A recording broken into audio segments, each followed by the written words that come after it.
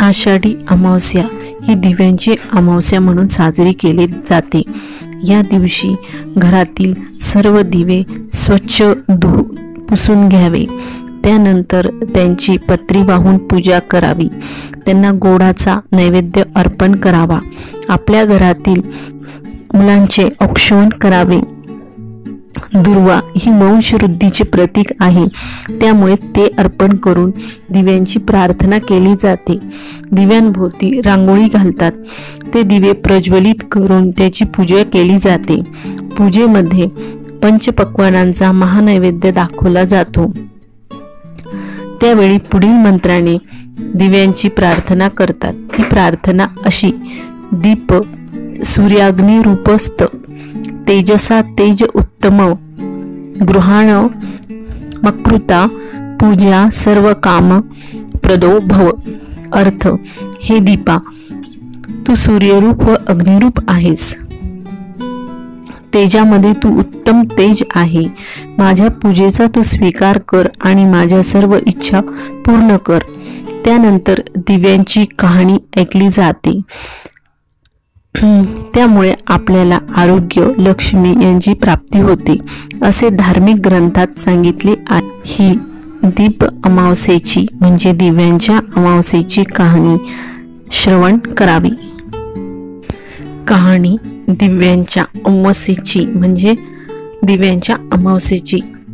शुद्ध आषाढ अमावस्येला ही अमावस्या साजरी करतात। एका दीपकांनो, तुमची कहाणी आटपाट नगर होतं। तिथं एक राजा होता। त्याला एक सून होती। तिनं एके दिवशी घरातला पदार्थ स्वतः खाल्ला आणि उंदरांवर आळ घातला।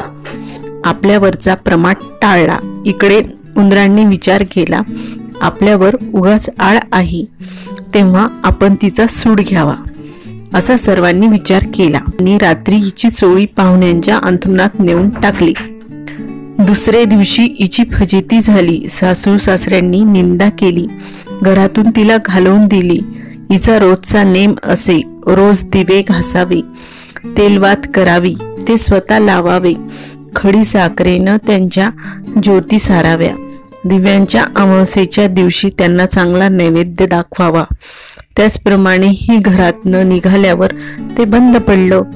पुढे या अमावस्येच्या दिवशी राजा शिकारीहून येत होता। एका झाडाखाली मुक्कामास उतरला। तिथं त्याच्या दृष्टीत एक चमत्कार पडला। आपले सर्व गावातले दिवे अदृश्य रूप धारण करून झाडावर येऊन बसले आहेत। एकमेकांपाशी गोष्टी करत आहे। कोणाच्या घरी जेवल्यास काय केलं होतं, कशी कशी पूजा मिळाली वगैरे चौकशी चालली आहे। सर्वांनी आपापल्या घरी घडलेली हकीकत सांगितली। त्यांच्या मागून राजाचा घरचा दिवा सांगू लागला, बाबांनो, काय सांगू, यंदा माझ्यासारखा अभागी मीच। मी दरवर्षी सर्व दिव्यात मुख्य असायचा। माझा थाटमाट जास्तीचा व्हायचा। त्याला यंदा अशा विपत्तीचे दिवस काढावे लागत आहे। इतकं म्हटल्यावर त्याला सर्व दीपकांनी विचारलं, असं होण्याचं कारण काय? मग तो सांगू लागला, बाबांनो, काय सांगू, मी या गावाच्या राजाचा घरचा दिवा। त्याची एक सून होती। तिने एके दिवशी घरातला पदार्थ स्वतः खाल्ला आणि उंदरांवर आळ घातला। आपल्यावरचा प्रमाद टाळला। इकडे उंदरांनी विचार केला, हा आपल्यावर उगाच आळ घातला आहे, तेव्हा आपण तिचा सूड घ्यावा, असा सर्वांनी विचार केला। रात्री तिची चोळी पाहुण्यांच्या अंथरुणात नेऊन टाकली। दुसरे दिवशी तिची फजिती झाली। सासू सासऱ्यांनी निंदा केली, घरातनं तिला घालवून दिली, म्हणून मला हे दिवस आले।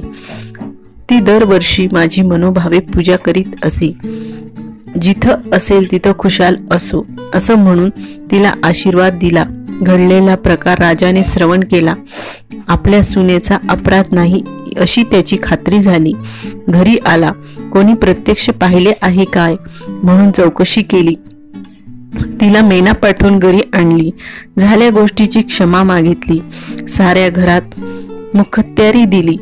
ती सुखाने रामराज्य करू लागली। तर जसा तिला दीपक पावला आणि तिच्यावरचा आळ टाळला, तसा तुमचा आमचा टळो ही 60 उत्तराची कहाणी 5 उत्तरी सुफळ संपूर्ण। आतापर्यंत सप्तरंग या चॅनलला सबस्क्राईब केलं नसेल तर सबस्क्राईब करून घ्या। आषाढ महिन्यातल्या या अमावस्येला आपल्या धर्मशास्त्रात दीप अमावस्या म्हणून सांगितले आहे। आपल्या जीवनात प्रकाश निर्माण करणारी ही अमावस्या असावी म्हणून या दिवशी सर्व दिव्यांची पूजा केली जाते। शिवाय या दिवशी लहान मुलांनाही ओवाळण्याची प्रथा आहे। भारतीय संस्कृतीत दिव्याला, वातीला, ज्योतीला फार महत्त्व असते। भारतीय संस्कृतीत सांगितलेला योग सुद्धा प्राणशक्तीशी निगडीत आहे। या प्राणाला प्राणज्योत असे म्हटले आहे। हिंदू संस्कृतीत पूर्णपणे प्रकाशाच्या दिशेने जाणारी असल्याने दिव्याला विशेष महत्त्व दिले जाते। त्यामुळे दिवा हा माणसाच्या जीवनाशी निगडीत घटक झाला आहे। म्हणून लहान मुलांना वंशाचे दिवे म्हटले जाते, जे वंश उजळून काढतील म्हणून त्यांना ओवाळले जाते। फार पूर्वी यमुनेच्या तीरावर जेव्हा गाई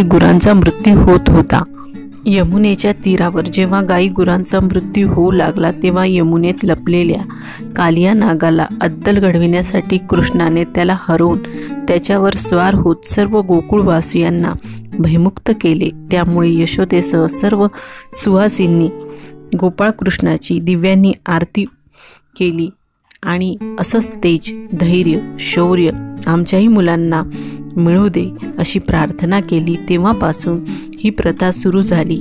हा प्रसंग आषाढ अमावस्येला घडल्याने त्या दिवशी दिव्यांनी आसमंतात उजाळून निघालेल्या त्या रात्रीला दिव्यांची अमावस्या म्हणतात।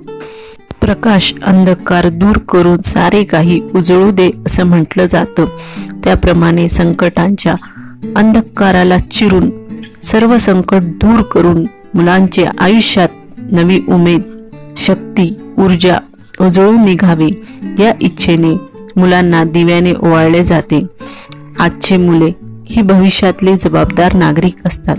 त्यांच्यावर चांगले संस्कार घडावेत यासाठी धर्मशास्त्राने सांगितलेला हा एक संस्कार विधी आहे। सप्तरंग चॅनलला लाईक आणि सबस्क्राईब करा।